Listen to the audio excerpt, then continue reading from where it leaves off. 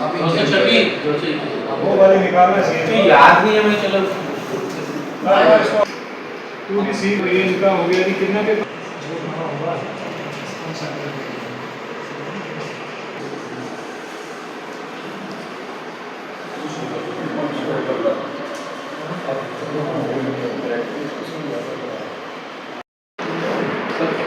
हमें सारे पता नहीं था कि था भी नहीं पता चला तो उसी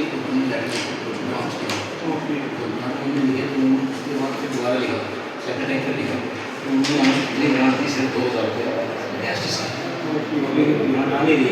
चलो नेक्स्ट तक देख लेंगे इसको, ठीक है ना। इनका कह रहे हैं ग्रांट्स अभी हमने ठीक है 2000 रुपये मांगते हैं ठीक है मंगा ठीक है डबल से ज़्यादा दिया होगा। अभी भी उस टाइम दिखा रहा है, बताओ कब देने हैं, क्या करें सर मैं इसमें कारोबार में इतना एक्सपर्ट नहीं था। मैंने शॉर्ट एक्सपायरी वाले माल लिए जिसमें केक बिस्किट बिगर और जो चीज़ें शॉर्ट एक्सपायरी थी होलसेल का काम था, बैंक वालों को पता है। और मेरा लॉस सब मार्केट वाले ने इस चीज़ की विटनेस है कि मेरा माल सारा लॉस हुआ और कोरोना के टाइम में। उसके बाद सर मैंने जिस तरीके से जो मेरे पास था मैंने बेच के घर जो ज़मीन थी कब लिया था लोन आपने? मेरे ख्याल 2018 में लिया है। 18 में लेके तो हमें दिया गया सर। ये वर्किंग कैपिटल लिमिट होती है, इसलिए सेल अब इन्होंने कुछ किया नहीं, चलाया नहीं, इन्होंने पैसा सारा डायवर्ट कर दिया। अब डाइवर्शन की वजह से जब बिजनेस में तो उन्होंने इंटरेस्ट सर की है वो भी हमने अपनी जेब में से दिया थे बहुत बार, और क्रेडिटर्स के भी पैसे कटे और इनकी तरफ से कुछ डिस्ट्रीब्यूशन 100 को मैं देता रहा 18 से लेके अभी तक। ये तो वही इंटरेस्ट सर की है, तभी ये ऑस्ट्रेलिया पर है। मैं इसका बैंक वालों को पता है कि मैंने 10 का डबल दिया हुआ है। आज तक के 7 साल हो गए। सर देखिए आप मंथली इंटरेस्ट सर करोगे प्रिंसिपल तो इंटरेस्ट का अमाउंट होगा वो इतना पड़ेगा। वो प्लानिंग बनाता है, अभी सर एक प्लानिंग बनाता है, उसी हिसाब से वो पे बैक करता है वो बैंक। आपने जो पे नहीं उतना किया वो इंटरेस्ट ही बढ़ता रहा तो वो वहाँ का वहीं है। सर असल में शुरू में कोरोना हुआ तो मेरा लॉस हुआ, सब मार्केट को पता है, बैंक वालों को पता है।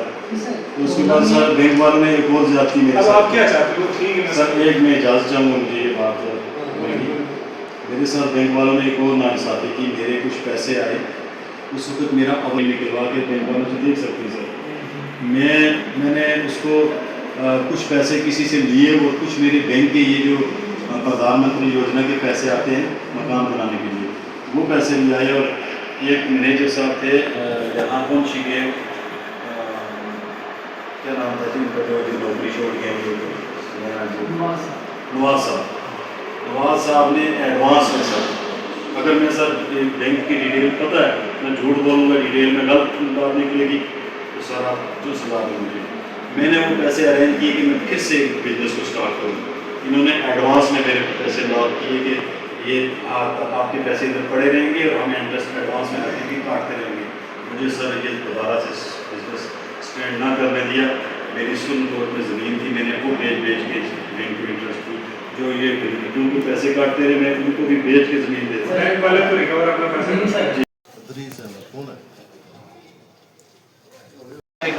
जी नंबर लिखो। की कोई भी रकम के पास इधर नहीं होगी रशीद में सिविल अपने ऊपर से ना साहब सिविल ही बुलाया मेरे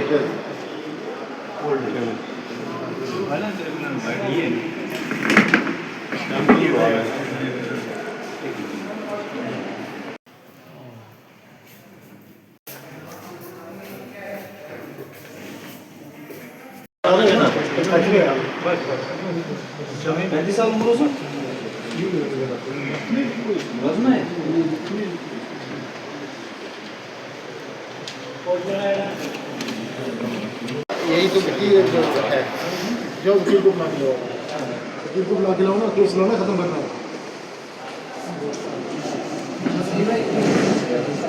आपकी डायरी आपकी आ गई है, तेरा नाम बढ़ी होगी, आपका सच अभी झूठ में तब्दील हो गया। यही कोर्ट के सामने अब इससे ज़्यादा आप क्या बोलूँगा आपको? यस ऑफ कोर्स मेरे पास आपने खुद कहा 13/10 को डेट पड़ी है।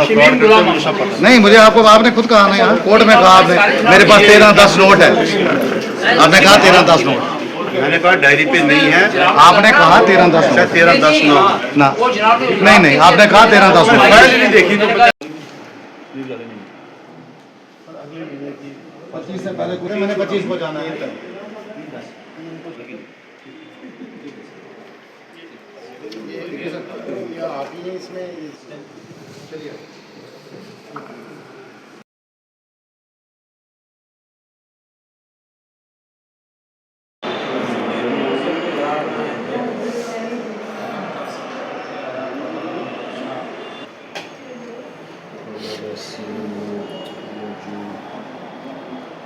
कोशिश की वहाँ पे सिविल लोग लाने की कि उनकी रूबरू जो है इसका इंतजार ये आइडिया नहीं है ये आई विटनेस तो है मैं बता सकता हूँ क्या आया किसी सिविल विभाग को गवाही के लिए बुलाया गया या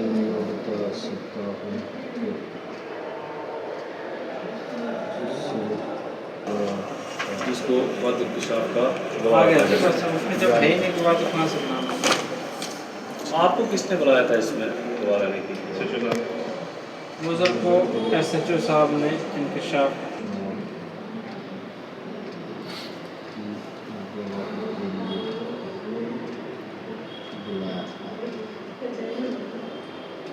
इसको रफीक को भी ऐसा बशीर तमील करके बुलाया होगा। बता सकता हूँ पहले आप जो थे रफीक आया था पहले मैं आया था, पहले इकट्ठे ही आए थे हाँ पहले मुजर आया था तो काम बच फिर गया साथ में रफीक भी आ गया। मुझे आया था फिर साथ ही में रफीक आ गया था। जब आप वहाँ गए ना ये SHO साहब और पुलिस वाले को कितने लोग मौजूद थे जहाँ पे इंकशाफ किया मैं रफीक और SHO साहब ही थे और जहाँ SHO साहब थे मैंने कहा कोई पुलिस की और भी कोई कारकुन हाँ थी या SHO नहीं? साहब मतलब पर्टिकुलरली स्पेसिफिकली अगर जहाँ स्टेशन आपको की बात बुलाया कर रहे हैं उन्होंने, जहाँ आप गए आपको बुलाया यस मैंने वहाँ आपके बुलाने और पुलिस वाला बसदार ही था मैं रफीक साहब जब आप आ गया SHO साहब थे कोई और जब आपका हो गया कंप्रोमाइज हैं अब केस नहीं चलाना चाहते वो हैं सवाल ही नहीं है हैं आपको लेके करो अच्छे से रह रहे चला हो। SHO साहब ने इनको बुला ना थाने में आओ इंकशाफ का आपको गवाह रखना थाने में तो लोग थे। इंकशाफ का ही आप पूछ रहे हैं ना।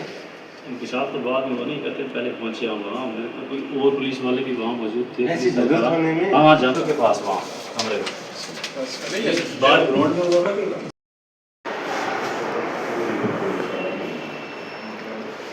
आपको रास्ते में भी कोई पुलिस वाला पुलिस स्टेशन में ही थे पुलिस वाले मिले आपको वहाँ जाते हैं भैया आप सवाल का सीधा सीधा जवाब देंगे हमें क्वेश्चन वही में जाया नहीं करो नहीं तो सबक दिया करो आप पेशेंस से जवाब दे आप आपसे कोई पेशेंस से जवाब का वो अदालत ने करना ना मैंने करना ना आपने करना हम हर बात को थोड़ा इंटरमिंगल कर रहे हैं ना आप सवाल समझे आप जब वहाँ से वहाँ भाई साहब आपको दिख नहीं रहा है अच्छा मैं आप मुझे ये बताओ कि आपको SHO साहब ने बुलाया आपको कोई पुलिस में और पुलिस वाले मिले रास्ते जाते ऐसे हाँ मतलब रास्ते में ऑफिस से मेरे रूम से ऑफिस के बीच में आ गया लोगों के रूम से ये जो है ना ये इसमें इसको ये टेंडर लाट हुआ है।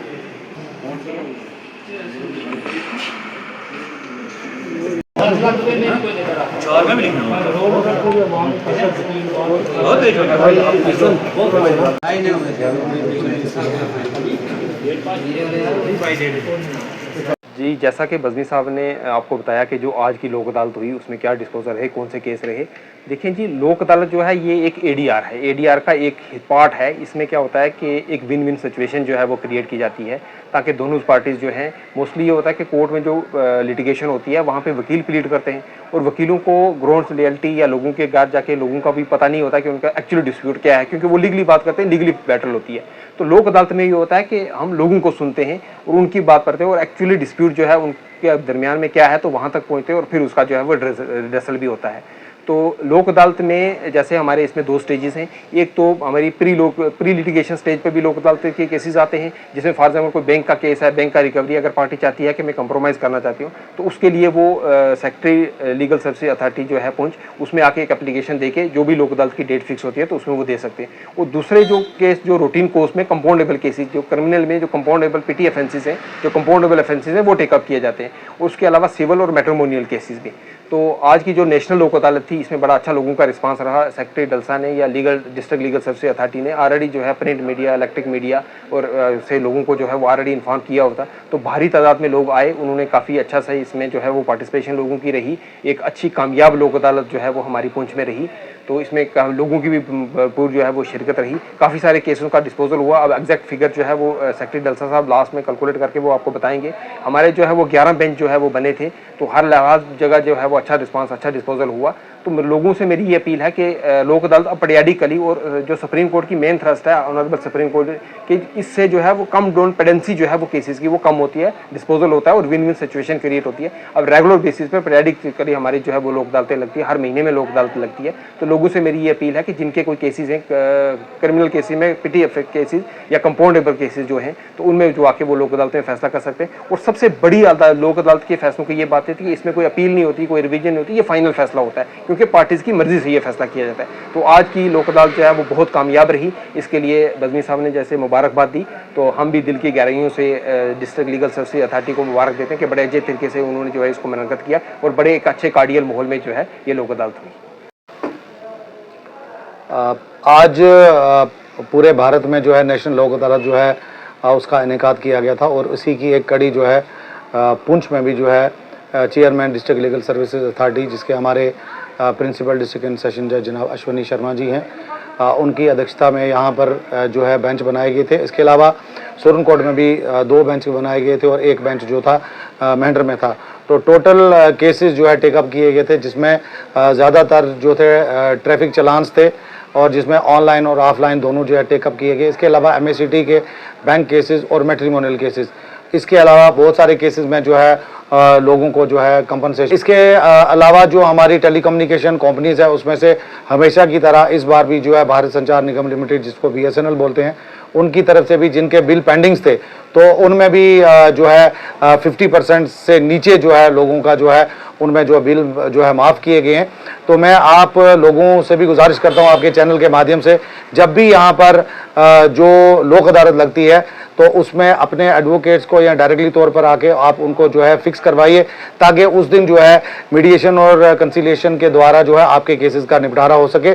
इसमें सबसे बड़ी बात ये होती है कि जो 2 पार्टीज एक दूसरे के दूर होती हैं, दुश्मन होती हैं, वो एक दूसरे के सामने आते हैं और अपने केस को खुद प्लीड करते हैं, जिसमें जजेस के अलावा वकीलों का कोई रोल नहीं होता है। और इसके लिए मैं सारी टीम जो हमारी डिस्ट्रिक्ट लीगल सर्विस अथॉरिटी और सेक्रेटरी डलसा, जिसमें हमारे सब जज रफाकत मीर साहब हैं, उनका भी शुक्रिया अदा करता हूं कि बहुत अच्छा जो है मौसर तरीके से इक़दाम किए हुए थे आज, और लोगों को जो है रिफ्रेशमेंट वगैरह जो है लिटिगेंट्स और बाकी एडवोकेट्स को भी यहाँ पर दी गई है। और इसमें आज जो बेंच थे बड़े मौसर तरीके से उन्होंने काम किया, और उसमें से एक जो मेंबर हैं मेरे आज जो है सीनियर एडवोकेट हमारे मजीद खान साहब हैं, जिन्होंने एक बेंच में जो है चीफ जुडिशियल मजिस्ट्रेट के साथ उन्होंने एज ए उसमें मेंबर जो है उसमें किया। तो इसके हवाले से कि इस लोक अदालत का क्या बेनिफिट है और लोगों को किस तरीके से इसका बेनिफिट मिल सकता है, मैं एडवोकेट मजीद खान साहब से गुजारिश करता हूँ इसके ऊपर रोशनी डालें।